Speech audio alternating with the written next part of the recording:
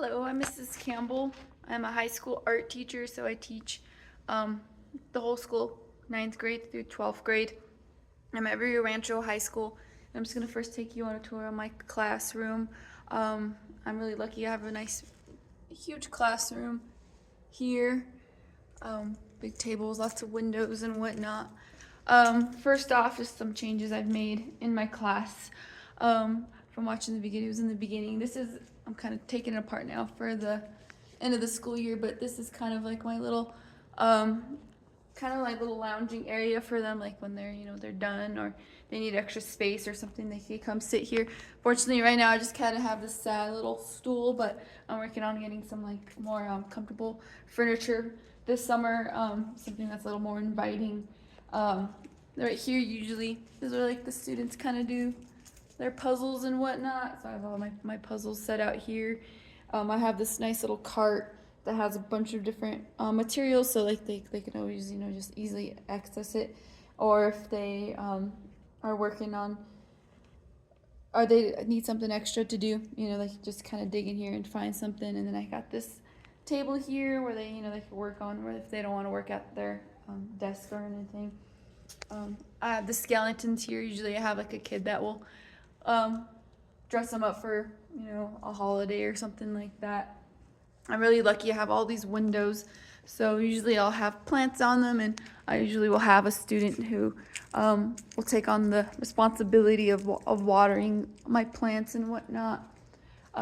Here's a poster I have, one that I still have up that I had the kids make in the first day of school, and it's kind of like my little class motto: be kind, make art. That's my number one rule I have is be kind, make art. You can see more windows and whatnot. I have these huge tables, and sometimes like you can see they can work independently at the group or in a group, or if I need to, I could move the tables together and push them together if we're working as a whole class. I try to have all the material set out here, so I'm like, if you need to get a jar or whichever, they know where to go. And I'm trying to work on getting things labeled, because sometimes like I will refer to this as like a milk crate, and no one knows what a milk crate anymore, so I'm like, well, I need to get that labeled and whatnot. This is usually our supply table here, so this is where like I'll set out things for the day that aren't always out, and the kids know this is where they come and get their stuff. But you can kind of see how nice my classroom is set out.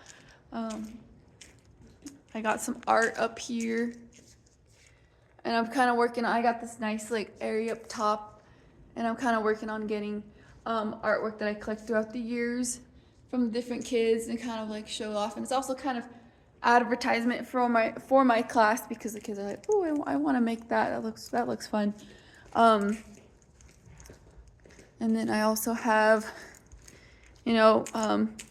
culture is really big here in New Mexico, especially indigenous tribes and Native American. I'm also from Zia Pueblo, so I really push that like on the kids, letting them know that like I'm also, culture is really important to me. So I've been collecting some pots up here that I got from different pueblos and stuff, and like the kids can see that their culture is also important as well. But just kind of going down the questions. So about classroom display, respect, value of language and cultures of the school's diverse community through classroom artifacts and interactions. So that was just kind of an example here. My pottery and stuff, and just to kind of show the kids that their culture matters as much as mine, and their classmates and stuff, and they can see that I care in that way, and that we're all different. We can embrace our differences, and we're all the same as well, and embrace that. How do you model respectful talk, active listening, and turn talking? I'm always walking around, if a kid's being inappropriate or something, I let them know. And I always let them know, like, that's one of my classroom rules is respect, no matter like your actions or what you're saying. How do your lessons acknowledge students' backgrounds and lives outside the classroom? that's one big thing that I think I do really well is, the influences. Everyone has a story. I make them do a lot of writing in my class, even though it's an art class. I make them tell me a lot of stories, or I make them make up different types of things. I just did a lesson recently where they had to do paper self-portraits, and here's kind of an example of what I look like if I was a paper. But if you can see all the little symbols and whatnot, they have to tell a story about symbols that are important in their lives, and colors and stuff. And then we kind of made this paper pulp, and this is kind of like an abstract form of what we would look like if we were paper. And I made them tell me about like important paper documents in their lives and whatnot. Like I said, telling stories about their backgrounds and stuff. Everyone comes from different places, so it's really good to know that. And it's also good to know, like, they're not alone. Describe how you create a pleasant, inviting atmosphere where students feel safe and encouraged. First off, I think my personality is really inviting. The kids aren't afraid. I always have a crazy sweater on or whichever, matching the lesson, and I just want them to feel safe. A lot of the times the other classes might be kind of dull and boring, and a lot of kids, like, I want them to look forward to my class specifically. I had a kid come pick up his artwork. Where was I? So the windows too. It's the windows make it inviting. Always have plants and stuff hanging around, and just kind of like a safe space. Looks a lot of kids, they don't get that, and probably like their other classes are at home. So I try to really bring that here. Even if they're not really artsy or whichever, they could still come in here and they're not going to be judged. As long as they're here, they're working, they're trying, they'll succeed. The next one is, how do you make learning accessible for all students?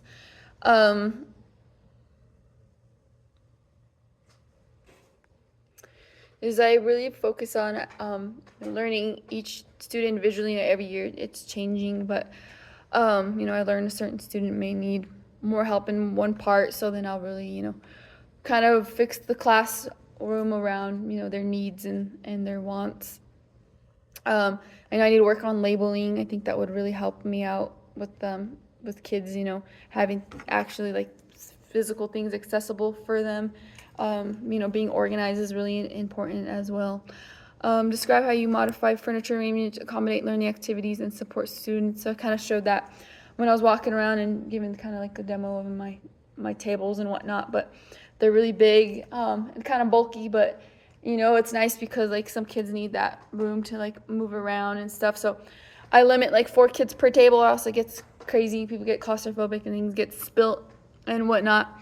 But a lot of the times, like, some kids don't even need a table. Like, they're doing art, walking around, or standing up and stuff. So just kind of working with, each kid, seeing what they need. I'm working on that little area back here for, kids that are done or need extra space or whichever. I have a delivery, and my husband's bringing me furniture, which I'm pretty excited about, so I'll set that up here soon. How do you and your students use technology? How do you make it accessible for all students? So I guess you could say this is kind of my weakness. I'm kind of working on how to bring technology in an art classroom, because I know they're so phone-based, and, but it's kind of interesting. Sometimes they'll teach me, be like, well, like, why are we doing it this way? We could do it this way. Like, we have this app, and I'm like, oh yeah, we could do it that way. For like references and stuff, I guess that's kind of a big one. References, like a kid needs to reference like a picture of a flower because they know how to draw it. So they could do it that way. Sometimes one thing that I would say is kind of a downfall is like making it accessible for all students. I have kids gather on my TV, so this is like my desk here. And then I have my TV, like my classroom is huge. And then I have this small little TV right here in the corner. So I'm working on getting like something better for kids to see, but just some kids need to be closer to me, or they need it for like sound or whichever. And so I have them gather around here. Sometimes it's not the best, but they could all see what's going on. What is the role of students in carrying out routines? So routine is really, really important, especially in my class, because we're dealing with a lot of tools and cleanup and materials. And taking things out, putting things away. So kids know, they get here on the first day, or they get here to class, and they know to get their project out. So I keep them all stored here. They know where their projects are stored. Here. They take them out. They set up their station. A lot of kids want to set up their station, so they get like whatever they want first. They get kind of first dibs, and then they could come back here and get. They know where their jars are. They get their water cups and their boards and rolling pins and whatnot, and they get their station set up right away during that passing period. So then, like that first, time isn't wasted doing that. During class, they have more time to work, so they can gather all their materials and start working right away. And then, I always tell them, like, I always give them. Sometimes they don't want to clean, so I'm like, well, it kind of reflects on your character. Let's be fair. And I'm like, you're adults, so we should, take turns. Like, we should know how to do that, be responsible for our messes and our actions. So, I tell him, I'm like, I don't want to be like an elementary teacher and him be like, well, you're blues clean the table today. You're greens clean the tables on Tuesday or whichever. So I'm like, if worst comes to worst, rock, paper, scissors, and usually that kind of settles things. Or I do eeny, meeny, miny, mo if it comes down to it. But for the 9 components of my classroom management, my philosophy, classroom management for philosophy, I really push like being positive for everything as I do. In negative situations, you always try to be positive. And because a kid can see that, even if they're doing something bad, I try to see their side of things and being positive about it. For example,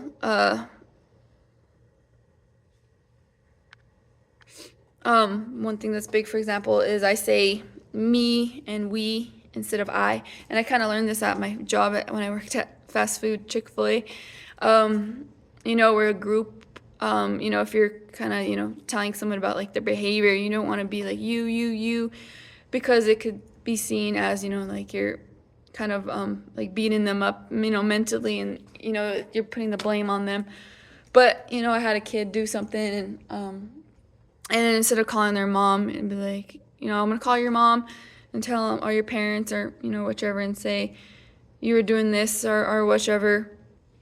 I want to say like, I say me, like, hold on, I'm getting kind of mixed up. Me and we. So I would say, like, I don't want to call your mom, we could fix this situation, instead of like, you are being bad and you're doing this and that. So, you're going to get a write-up or whichever. Sometimes that doesn't always resolve the situation. So I try to work around, we're a whole individual. So posted my rules. I have my rules here, and I might change them. I feel like they're a little bit, it looks like they're brutal because I have like 10 of them, and I might like modify it so it's not as like intense, but they're really not that intense. So these are kind of them here. I have them written out. And first one's listen to instructions, follow directions, respect yourself, others, and materials. Do not use your phone or media device. No pass, no excuse. Stay in seat. Only 4 students per table. Only food in designated area. I don't say no food because, sometimes kids need to eat, or, they need a snack real quick. But sometimes we're dealing with like toxic materials or whichever. You don't want to eat it. So I have a little designated area back here too, where the kids can kind of eat. Do not use profanity. Do not be afraid to make and then my last 3. Do not be afraid to make a mistake. Try your best. Be kind. Make art. My class motto. But like from far away, if you see him, it looks kind of intense. So I might like modify it so it's like doesn't look like there's like 10 intense rules. For the next one, so that's posted the rules. Attention signal. I'm kind of working on this. It's kind of different, like elementary school, they do the little clap and stuff. And for me, I'm kind of like introverted, so it's like weird for me to like do something like that. But I usually go, hello everyone, good morning. Let me get your attention, please. And then I get on like a moment to like settle down. And one thing that kind of works is like what I would tell the kids is I'd be like, I had like a little thing like I need attention, but it felt kind of weird. So usually I kind of let them settle down, and then I'll be like Brandon or Ezekiel or whichever. Let me have your attention, and then everyone kind of like hears their name and they kind of like okay. So then usually it works for me. I don't have too much of a hard time with that. Maybe for my 7th period. So expectations, and transitions. I'm working on this. I remember when I was student teaching, they were like, you need better transitions because like the kids are staring at you and they're like, what are we supposed to do? And so just as simple like, all right, go to your spot and grab your pencils or whichever. Sometimes like after a presentation, I like make sure I do that because I'll be like, all right, so we're gonna be starting this project, this worksheet or whatever, and then I like end it and it's like awkward silence. So then I'm like, all right, so I'm gonna pass these out, go to your spot. So I'm kind of working on transitions and stuff, and like the kids' expectations, they know what to expect. I list out what they need for the day or whichever, so everything's always on the board. So if they have a question, they know to look on the board. So encouragement procedures. I'm a pretty encouraging person. I always see the good sides of everyone. I try to like really push on their. I really try to push on like the good parts of themselves. I can't think of the word.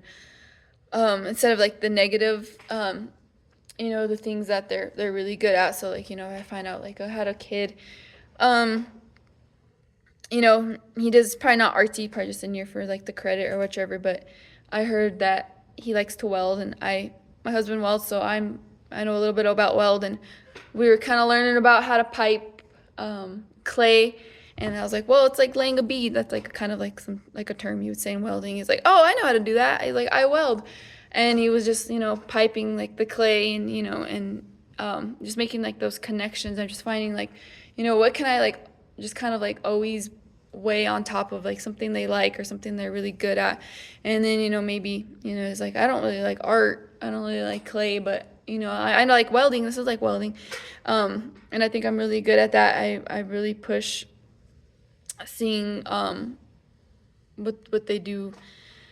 I can't think of the word I was looking for, but correction procedures and misbehavior. I kind of butchered it earlier when I was kind of talking about it, but if I have someone that's acting out, I give them a lot of warnings, which I probably should only like keep it to like 3. I give a lot of warnings, and I try to avoid. I know I learned this in student teaching, to avoid writing a referral. Referral is like the last thing you do because it doesn't really ever resolve anything. It's just kind of something you kind of do. I feel like when you like give up. So I give them warnings, and then eventually I have like a one-on-one conversation with them, and using that me and we instead of you. I'm like, I don't want to call home. Do you want me to call home? Like, no, we don't want that to happen. And then they could see, like I'm on their side instead of pushing like the blame on them. Like, yeah, we messed up, but I don't want to have to call home. But if I have to, I will call home if I have to talk to the parent or whichever. And then I hear, feedback or whichever what I should do with the parent, and then be like, all right. Usually that will kind of resolve things, having the one-on-one, if not the parent. And then if worse comes to worse, I write the referral. And I don't like to do that because I want this to be like a positive environment, and so I try to avoid that. I try to fix it on my own, figuring out what's the problem. Mainly the problem's not them; it's something happening. So we're just trying to resolve it, instead of making it worse. Begin routines and ending routines. I was kind of talking about that earlier. The kids know, get to the class set up during passing period, get their station set up, so we have that 45 minutes to work, and then at the end of the day, I give them the 8 minutes to clean or 5 minutes, whatever it is. They know. I'm like, warning, you got a minute cleanup, so they know, okay, I got to finish this. I can start wrapping it up. All right, start cleaning up now. Put things away and make sure everyone's cleaning up. They know their table needs to be wiped down. They need to properly store their projects. They need to put the supplies where they go. I have sharp tools that they're responsible for it because they can't leave the classroom. So they know that. They know they're responsible for their station, cleaning up, setting up, and whatnot. Managing student work. I'm working on this because I'm pretty good at with the 3D stuff because they have places for things to go, and that's what I'm getting later is a nice little place for things to put their clay, because clay, you work with it in like different stations, there's different parts to clay. So there's wet clay, dry clay, glaze, and they need to know where to put certain things in certain spots, or else something could go really bad if I put it in the kiln and it's in the in the wrong station or whichever. So I'm pretty good at that. The one thing I'm having a hard time is like paper stuff, because things are like wet, like paintings and stuff, and I need like drying racks or something. So I just have the kids store them like underneath like this table here, their tables, but then things get kicked and stuff. So I'm kind of working on that. Like grading, I make sure they have their name on them or a symbol or something, because I tell the kids I have to grade, like they're like, don't you remember I made this mug? I'm like, well, I have to grade 200 mugs, like put your name on them, or else like like you're gonna get a 0 because you gotta put your name on them. So I'm kind of working on that. And the last one is procedures for managing independent work. Procedure to manage independent work periods. So I'm constantly walking back and forth. I'm always making sure every 5 minutes I just peek in. I always have like at the beginning of class when everyone's settled, I always check in with everybody and make sure like you're good, okay, you're good. And I like have like a mini conversation with everybody every day. I make sure I do that just to see kind of where they're at. And then now once in a while I'll come back and check and see like their progress and what they need and stuff. A lot of kids don't like to raise their hand, so I make sure I do that, because I was always like that kind of kid. I would never talk to my teacher unless they came up to me. So I make sure I do that, just so the kid that is they don't like to talk, make sure they get that attention that they need. But that's it for my video. Hopefully it went well. I think it went pretty well. I'm working on improving. I know what I do well, and then I know what I don't do well, so I'm always working on it. But thank you for watching my video.